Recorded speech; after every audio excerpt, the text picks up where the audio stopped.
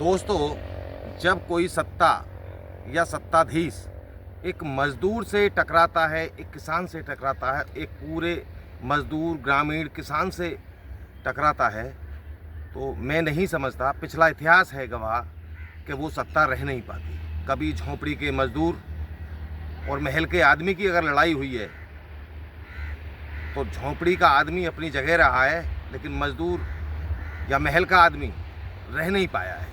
दोस्तों, यही नोएडा का जो आप देख रहे हैं पिछले 2-3 दिन से, ये नोएडा की जो त्रासदी है, वो त्रासदी की जो पीड़ा है उस मजदूर वर्ग की, उसको सरकार ने महसूस नहीं किया। हरियाणा सरकार ने अपना निर्णय मजदूर वर्ग के प्रति सुनाते हुए और उनकी वेतन वृद्धि जो श्रम आयोग द्वारा मंजूरी थी, स्किल्ड वर्कर, अनस्किल्ड वर्कर और सेमी स्किल्ड वर्कर, उनको उनके हिसाब से उनकी तनख्वाहें बढ़ा दी थी, लेकिन उत्तर प्रदेश सरकार इस ओर कोई भी संज्ञान नहीं ले पाई। तो ऐसा क्या कारण रहा? ऐसे कौन से उद्योगपति थे जिनसे सरकार प्रभावित थी या दबाव मानती थी या ये निर्णय नहीं ले पाई और इस आंदोलन ने जन्म लिया और ये फैक्ट्री के मजदूर ये सारे के सारे सड़क पर उतर आए और इतनी भारी तबाही कि आप वीडियो में देख रहे हैं, जो पुलिस की गाड़ियों को जलाना पलटना, ये क्या थे। अब बीच में एक बयान ये भी आया कि इसमें कुछ उपद्रवी तत्व थे, वो बाहर से आए थे। साहब, कहाँ से आए थे?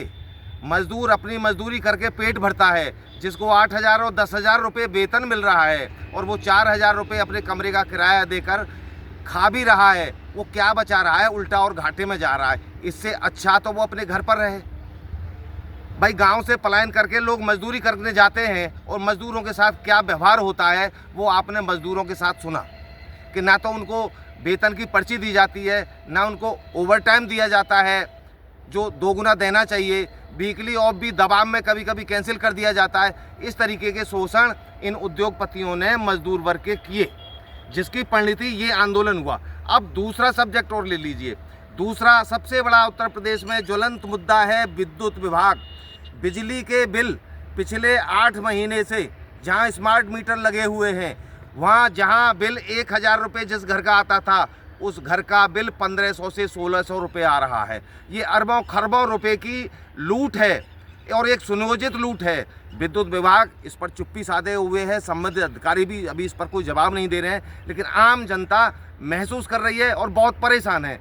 और कहीं कहीं तो ये है कि वो प्रार्थना पत्र भी दिए जा रहे हैं, भाई हमको ये विद्युत कनेक्शन नहीं चाहिए या हमें पुरानी व्यवस्था में जाना है। तो ये कहाँ तक सही है? ये पूरा जो मजदूर वर्ग, किसान वर्ग है, ये उसको तबाह करने का वो है। लोअर मिडिल क्लास इन 10 सालों में समाप्त हो चुका है।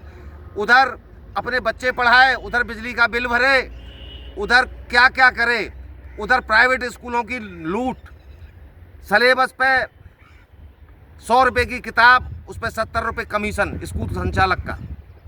अगर किसी पे 2 बच्चे हैं, कोई मजदूर वर्ग है, वो पढ़ाना चाहे तो सरकारी स्कूल में तो वो भेजता नहीं, क्योंकि सरकारी स्कूल आधे से ज़्यादा बंद हो लिए।